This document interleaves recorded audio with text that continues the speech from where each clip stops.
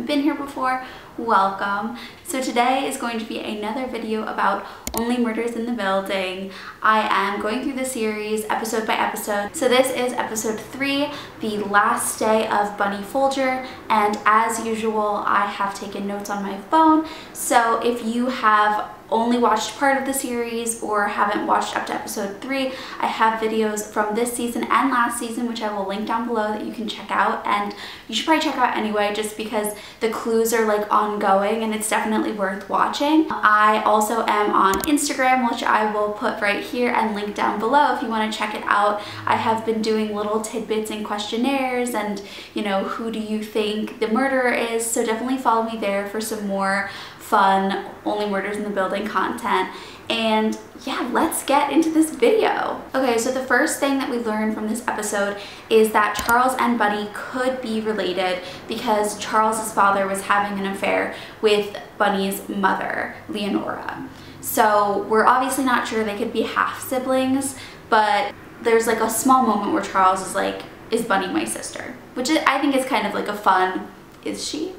You know, who knows? So this episode is very similar to the Who is Tim Kono episode, and it kind of goes through Bunny's life on her last day on Earth before she's, you know, murdered, and what she was doing that day. And the group is trying to piece together what exactly happened. What was she doing? Who did she see? Etc., etc.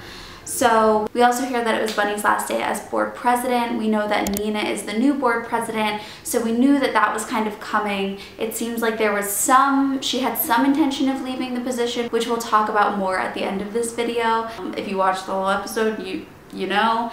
But we also see her writing here, and I'll like pop it up. It's kind of like slanted, but it's just a very curvy handwriting style, and I always like to point out the handwriting in these episodes because oftentimes we're like reflecting back to see if they match up. We also see that Bunny has a little flyer for Boca Raton, Florida, I think is what it says. Kind of like the idea that she might be retiring, might be moving out of the city, etc., etc. We also know that Bunny knew about the elevator, which I hypothesized in the last video that she probably did. You know, it's very unlikely that she lived in the building her whole life and never figured out that there was like an elevator in the apartment she was living in. So knows about the elevator, she uses it to exit the apartment building, so this is something that she's clearly doing on a regular basis. We also see a moment where Bunny is sitting in her living room and she can hear into Mabel's apartment from where she's sitting, and we kind of knew this before because we knew last season that from Mabel's apartment you could hear into Bunny's. So these vents are close enough connected that, you know, if they were talking right next to the vents, they could probably hear what the other person was saying, as well as we know that they crawl through the vents to break into Bunny's apartment. So we know that that's a possible way to enter apartments without a key. So the next thing I want to talk about is just like a small tidbit, but before Bunny is leaving the position, she sees Lester out in the courtyard and she yells at him and tells him that he is useless as tits on a nun or something like that. Basically insulting him, I'm sure the way that she regularly did. It seems like that was just her personality, and just like yelling at him saying that there was trash everywhere and he wasn't doing his job. So that's a little like suspicious moment. Was Lester pissed off that Bunny insulted him? And not only did she say that, but that she then said, you know, I could replace you still. Like, I'm still in power and I could do it today. So there's a little edge of like, he was there, Ursula was there, there was some insults flying. Is this, you know, a motive for murder? We also see the super fans for the first time this season, which is exciting. I really love their characters, and they are conversing with their fave trio, talking about Jan and how they took her down, and Bunny comes over and yells at them and says that they're breaking the rules. And one part that I want to highlight is that Marv specifically says that he thought that she was the murderer last season because he distrusts women in power, and they're all like, oh, Marv, don't say that. But it's just like a little, why would he say that? Does he have something against women in power? Would he have murdered her so that the series could continue? Like, should he be a suspect? It's just a small thing, it wasn't a big deal, but it's just interesting. I'm like looking for every little thing. Like, did Marv kill her because he distrusts women in power and he didn't like the way that she was talking to them? You know, it's like moments like that. We also see that Nina is super pregnant as far as we can tell. She looks pregnant. I've seen some people say like maybe Nina's faking her pregnancy. We haven't seen her partner. It's definitely possible. We don't have any hints to suggest that yet, but she's looking pregnant. She's looking very pregnant. She kind of suggests that like her due date is soon because she's like, I'm pushing these pressure points to, you know, pop this baby out.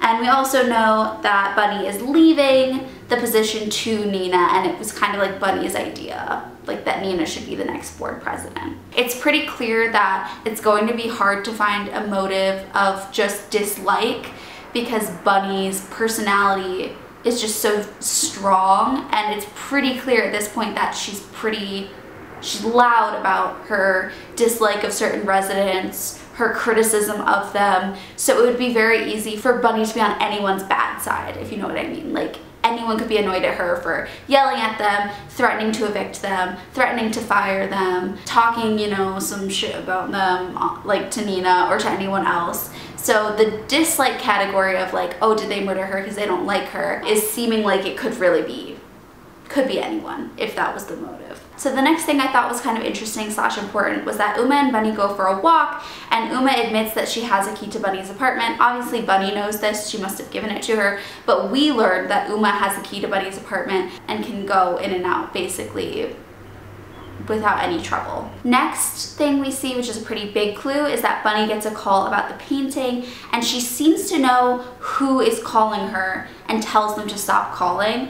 Like it seems like they already have an established relationship. We're gonna assume this is the same person who sent Bunny the letter saying, Bunny Folger, I want that painting. The same person who's been pursuing this painting for a while, and she seems to be continuously turning them down. But it seems like it's not some random caller on the other end who she doesn't recognize. It seems like she knows who they are. We also hear in the same vein that she stops at the pickle diner and that she has stopped there a couple days before with someone else, and the waiter is kind of like mentioning to her, oh, how's your friend? Like, or you stopped here with a friend, who was it? And she says that person was not my friend. So is it possible that the person who wanted the painting met up with Bunny at the diner one-on-one to kind of like make an offer or ask her about it, beg for it, whatever it was?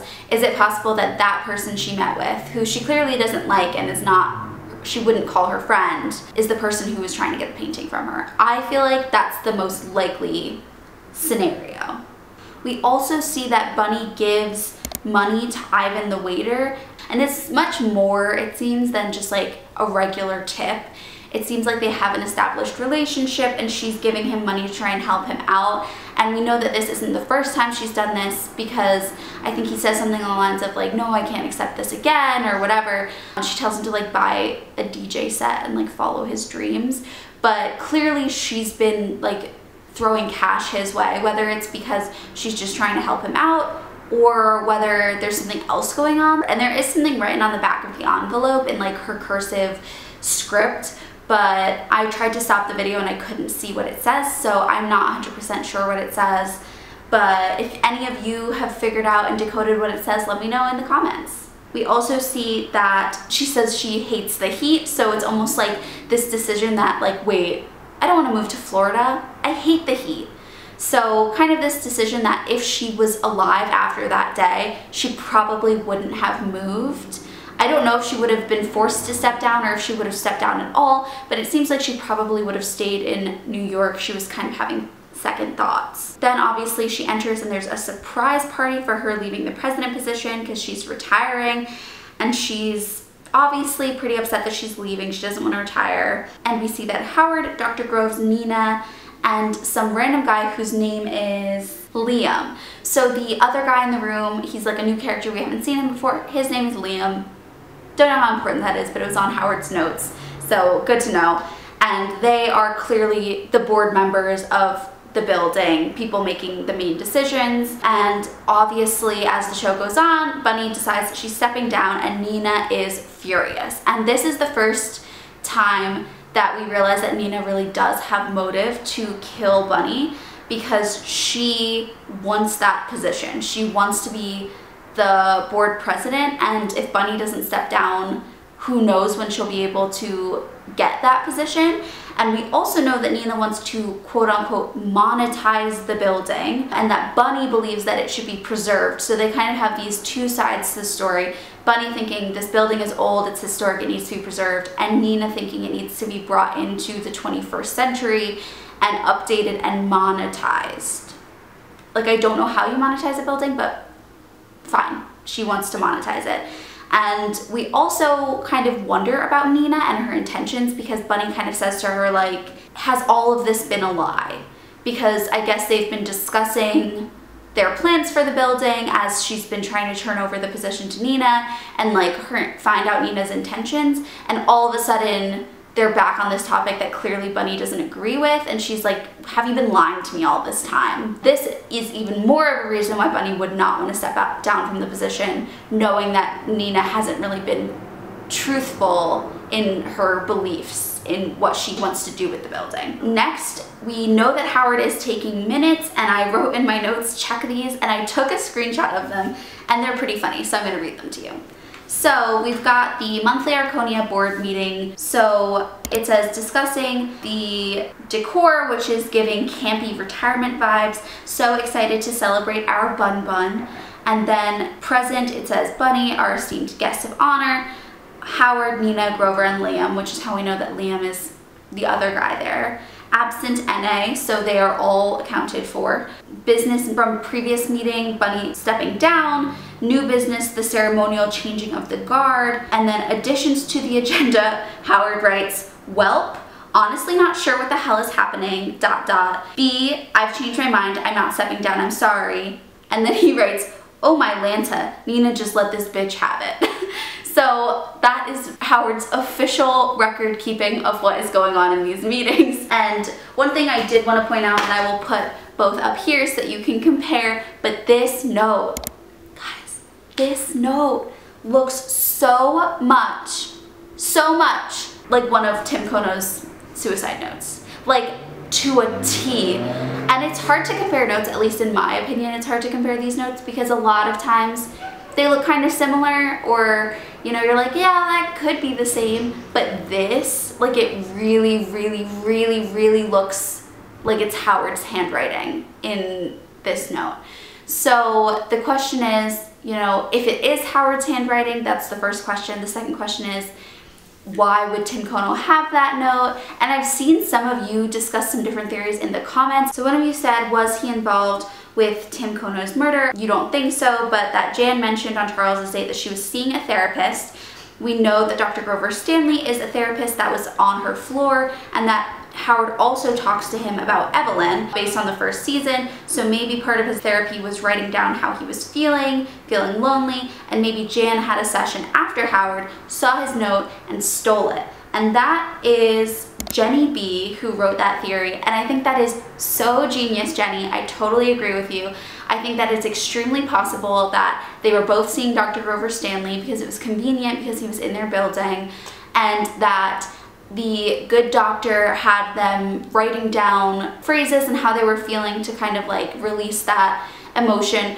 At the point that Howard would have been writing that note, Evelyn wouldn't have died yet because Tim would have still been alive, and she died because she, like, you know, licked up his blood and was poisoned the way that he was poisoned.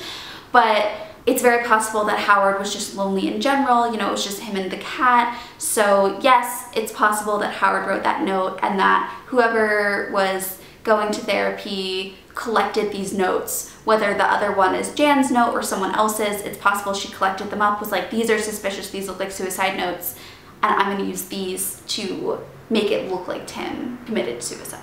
So Jenny B, beautiful. Beautiful theory, love it. We also see that their suspects are their superfans, Lester and Nina. So at this point, that's kind of like who they're keeping an eye on, because, you know, Lester with the almost being fired, Nina with the wanting to be president, and the superfans with just being like wanting the season to continue and maybe being just a little bit off. Mabel mentions that she thinks that she says, I love them, but, you know, they're a little off. So then we learn how Bunny ended up wearing that merch. She came over to basically thank Oliver, Mabel, and Charles for saving the building, and this has clearly taken a lot for her to do. It's also clear that she, like, wants to come and hang out with them and celebrate. She's clearly feeling lonely as well. And so as she comes over, she gives them the bottle of champagne she had for her own retirement, which I'm sure they didn't end up popping because she decided she didn't want to retire. And she is kind of like standing in the doorway, and they're like, oh, we just accepted this gift, we should give her something in return. And so they give her the sweatshirt, the Only Murders in the Building sweatshirt, and they say, you know, put it on. And they're like, oh, it looks great on you. So that is how she ends up in the sweatshirt. So after this, they kind of close the door in her face, and they hear her crying, like she's clearly upset. But by the time they open the door, she's run back into her apartment, and they kind of decide, you know, like, it's not worth it for us to pursue her and invite her up. We're just gonna leave it as is. This is kind of an awkward moment. And they kind of afterwards in this episode say that they feel guilty because they feel like they could have saved her. If they had just invited her to celebrate with them or invited her up to the roof, she wouldn't have been home for the murderer to kill her, and she would have, at least narrowly for that time period, have escaped being killed. So we see someone with cargo pants and these black combat boots step out of the elevator on the floor that Bunny is on, and they go straight to her door. They knock on the door, so they presumably don't have a key or an easy way to get in. But when she opens the door, she immediately says, like, what are you doing here? And there's that same note of recognition as when she was on the phone with the person requesting the painting, and she says, like, stop calling me, I'm not giving you the painting. So there's this recognition, like, she knows her killer. She's not like, who are you?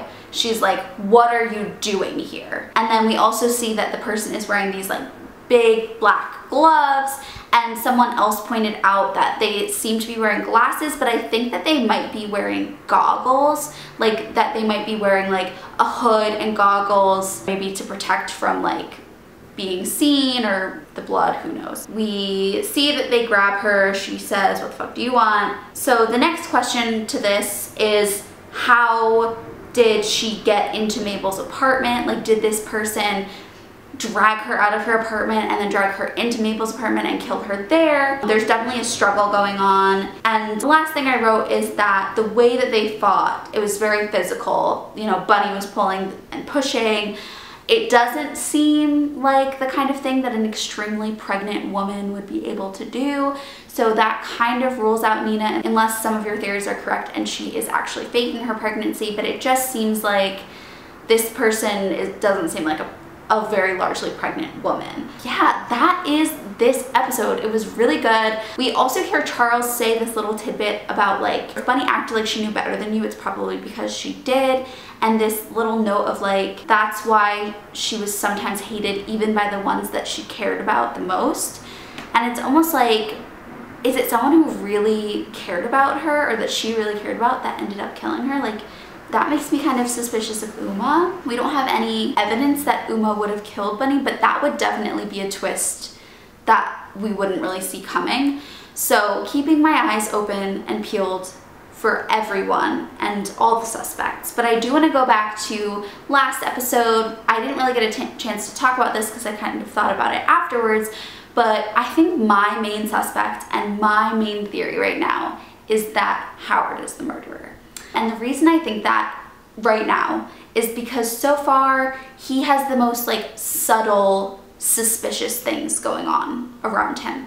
Like whenever they openly declare that someone is really suspicious, like Nina is suspicious because she wanted the presidency, or Lester is suspicious because she threatened to fire him. In my mind, that immediately crosses those people out because it's just too early on, it's too obvious. It's got to be someone that's like a little bit more tied up. It's got to be a little more complicated than that. So to me, Lester didn't do it, Nina didn't do it. I think that Howard killed Bunny, and here's why. A, we've got the bruise, that's suspicious, and he kind of brushes it off.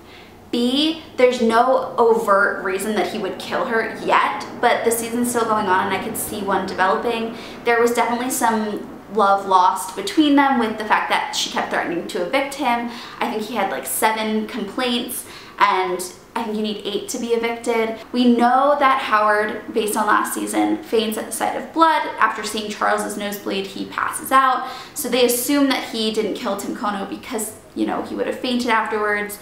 But what if Howard came to Bunny's door intending to strangle her, intending to kill her in a way that like wouldn't have produced any blood? But they struggle, he stumbles, somehow they get into Mabel's apartment and he grabs a knife because he realizes that he is not winning this fight right now and he can't let her get away at this point. So he stabs her a bunch of times, and after seeing what he's done in the heat of the moment, looking at the blood on the knife and on his hands, and he passes out, hits his head, and that's how he gets that bruise. My other theory is that Howard wasn't directly involved in the murder, but like somehow stumbled across Bunny or found Bunny or like saw the blood and ended up passing out that way. There's just something suspicious about Howard this season. I just feel like there's something going on with Howard. Something. Like I said, I really like that theory that he's the murderer, but it might be a little too obvious, and like obviously it doesn't fully make sense because say he brings Bunny into Mabel's apartment, he stabs her in the heat of the moment, he passes out, hits his head, Mabel comes in, Bunny stumbles out, she's, you know, whispering and blah blah blah blah blah. That means that Howard would have to still be in the apartment, and it would be pretty likely that Mabel would have found him and been like, he did it. So, or that the police would have found him. So maybe it's not super likely that Howard literally killed her, but I think that he was involved with something somehow, and that's how he got that black eye. He was involved, he saw the blood, and he like passed out and hit his head. So that's my current kind of like disjointed theory about Howard. Now I'm gonna read some of my favorite theories that you have all given me. Random Human 19 says that there's no way that they think that Nina could attack and kill Bunny while pregnant, but they think that she might be faking the pregnancy like I mentioned before, and I think that's definitely a possibility, and that maybe she's working in tandem with Howard to somehow, you know, take Bunny out, which is possible. I think that's a pretty cool theory. We also have Yusef, who said that they believe that Bunny was stabbed 8 times because of her eviction rule. It was like 8 warnings or complaints and then you get evicted. So maybe someone that we don't know yet was actually right about to be evicted by Bunny, and in retaliation they stabbed her 8 times in anger because of this rule. That would be really interesting and totally plausible. I think the number 8 is really important in this season. So yeah, those were some of my favorite theories that you guys left in the comments below my video. Definitely leave your favorite theories and like what you think in the comments below this video, and I will mention my faves in the next one. I have had so much fun going through this series with you all, and like we work together and we find ideas together, so I think that it's so amazing. Any theories that I have are often based off of things I've seen on Twitter, things I've seen on Reddit, and the comments that I see you guys leave me. So this video is really made possible by you all, and yeah, it's just been a great time. So thank you so much for joining me in today's video. I am so excited to continue the season. Let me know if you think Howard is the murderer or who you think it is. Definitely I'm very suspicious of Alice and the painting and the situation going on there. I think I said this in the last video, but I think that there's going to be some sort of like dual murder slash thing going on. Like with the way it was with like the Demuses doing some sort of like jewelry heist, black market jewelry business. I think that there's going to be some sort of like black market painting or stealing or replication going on in this season. Not necessarily with the Demuses, but just in general. And that like that's going to be kind of separate from this murder. But then we also have the murder of Rose Cooper, which is really important. So yeah, lots going on in the season. Twists and turns, cannot wait. Thank you so much for watching. If you like this video, please, please, please subscribe. I'm trying to hit 1,000 subscribers by the end of the season. Once I hit 1,000, YouTube will start giving me some AdSense for the content that I'm currently creating for free. So let me know any other videos that you want to see down below, whether it has to do with Only Murders in the Building or not, merch review, dressing like certain characters, whatever you want, you let me know. And I will see you guys next week with another video of episode 4. Okay, bye guys.